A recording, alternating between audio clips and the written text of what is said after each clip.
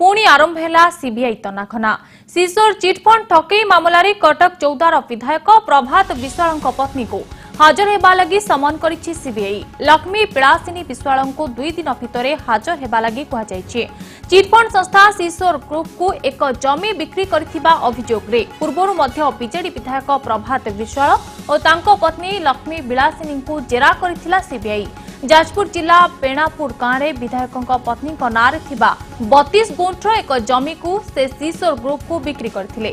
2011 रे होइथिबा एही जमी डील ने सीबीआई खोलताड़ करथिबा जणा पड़िछि। सेहिपरि बीजेडी सांसद रविंद्र जेना को मध्य समन करिछि केंद्रीय तदंतकारी संस्था। बालेश्वर सांसद रविंद्र जेना तांकर एक कंपनी बालेश्वर आलेज पई सिसोर ठारू प्राय 13 कोटी टंकार ऋण ने 2013 रे सुझी देइथिबा अभियोग होइछि। तेबे एही अर्थ कारोबार रे किछि अनियमितता रहिछि कि ना से नै सीबीआई छानबीन करथिबा अनुमान करा जाउछि।